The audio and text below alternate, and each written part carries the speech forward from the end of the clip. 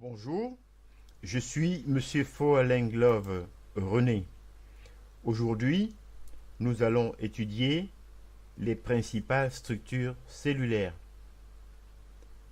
En effet, on considère généralement deux types fondamentaux de cellules, selon qu'elles possèdent ou non un noyau enveloppé d'une membrane nucléaire.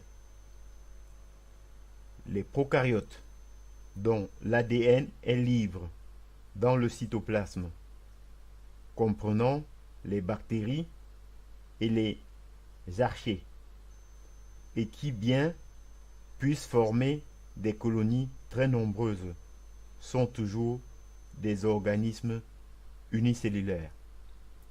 Les eucaryotes, qui ont une organisation interne complexe, de nombreux organites et dont le noyau est délimité par une membrane nucléaire.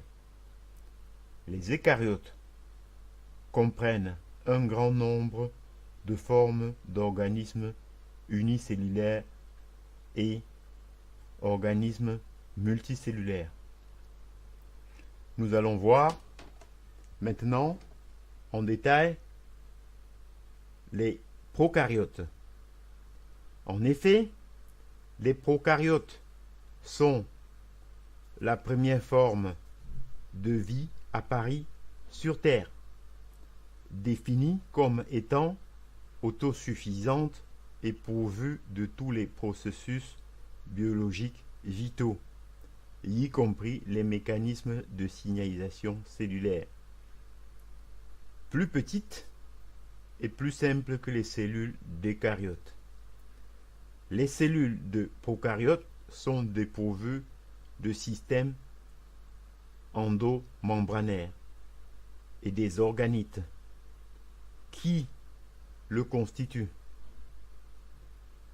à commencer par le noyau, les bactéries et les archées sont les deux domaines du vivant, regroupant les prokaryotes. L'ADN d'un prokaryote forme un unique chromosome en contact direct avec le cytoplasme. La région nucléaire du cytoplasme est appelée nucléotide et n'est pas nettement séparée du reste de la cellule. La plupart des prokaryotes sont les plus petits des êtres vivants, connus avec un diamètre compris entre 0,5 et 2 microns.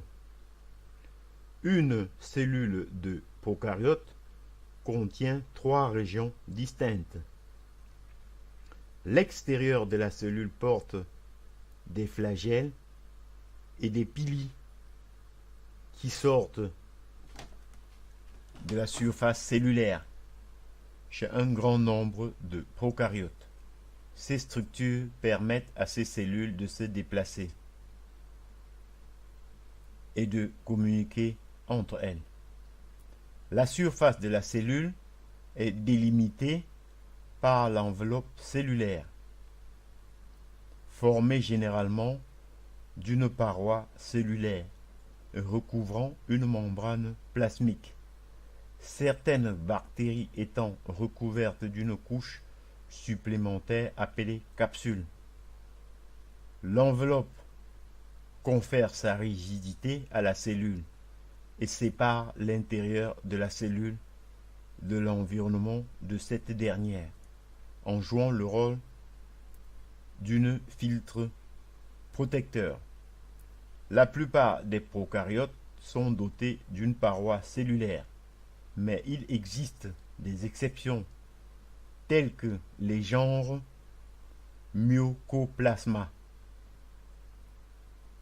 c'est une bactérie, et Thermoplasma, c'est une archée.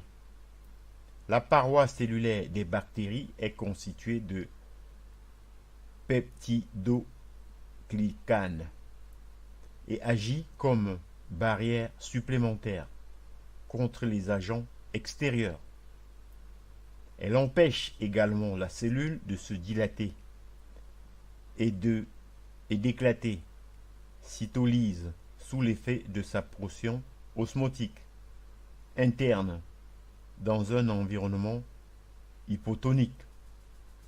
Certaines eucaryotes sont également pourvues d'une paroi cellulaire, par exemple les cellules végétales et les cellules fongites. L'intérieur de la cellule possède une région qui contient le génome ADN et contient également des ribosomes et divers types d'inclusion. Les ribosomes sont responsables de l'aspect granulaire du cytoplasme des prokaryotes. Le matériel génétique est libre dans le cytoplasme. Les prokaryotes peuvent porter des éléments extrachromosomiques appelés plasmides, qui sont généralement circulaires. Ces plasmides encodent des gènes supplémentaires comme des gènes de résistance aux antibiotiques. Des plasmides bactériens linéaires ont été identifiés chez plusieurs espèces de spirochètes, notamment le genre Borrelia et particulièrement Borrelia Burgdorferi, responsable de la maladie de Lyme. À la place du noyau des eucaryotes, les prokaryotes possèdent une région nucléaire diffuse appelée nucléotide. Maintenant, nous allons voir les eucaryotes. En effet, les plantes, les animaux, les mycètes, les protozoaires et les algues sont des eucaryotes. Ces cellules sont en moyenne 15 fois plus grandes qu'un prokaryote typique et peuvent être jusqu'à 1000 fois plus volumineuses. La principale caractéristique qui distingue les eucaryotes des prokaryotes est leur compartiment en organites spécialisés au sein desquels se déroulent des processus métaboliques spécifiques. Parmi ces organites se trouve le noyau qui héberge l'ADN de la cellule. C'est la présence de ce noyau qui donne son nom à ce type de cellule eucaryote, étant forgé à partir des racines grecques signifiant un vrai noyau. Par ailleurs, la fonction biologique de la membrane plasmique des eucaryotes est semblable à celle des prokaryotes, mais avec une structure qui peut être un peu différente. Il existe des eucaryotes avec et sans parois cellulaires.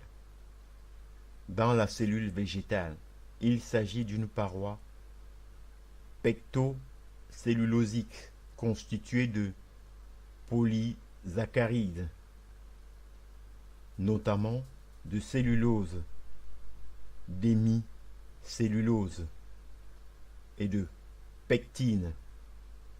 Le matériel génétique des eucaryotes est organisé en une ou plusieurs molécules d'ADN linéaires associées à des histones pour former des chromosomes. Tout l'ADN chromosomique d'un eucaryote est stocké dans le noyau, séparé du cytoplasme par la membrane nucléaire. Certaines organites des eucaryotes contiennent également de l'ADN. Par exemple, les mitochondries. De nombreuses cellules d'eucaryotes sont pourvues de cils primaires qui jouent un rôle important dans la perception par la cellule d'informations chimiques, mécaniques et thermiques sur son environnement. Les cils primaires doivent donc être vus comme des antennes cellulaires, sensibles, qui coordonnent un grand nombre de voies métaboliques, de signalisation cellulaire, parfois en couplant la signalisation à la moitié ou à la vision cellulaire, voire à la différenciation cellulaire. Certaines cellules d'eucaryotes peuvent se déplacer par moitié au moyen des cils vibratiles ou flagiels. Ces derniers forment des systèmes plus simples chez les eucaryotes que chez les prokaryotes. Ainsi, j'en ai donc terminé avec les principales structures cellulaires. Je vous en remercie.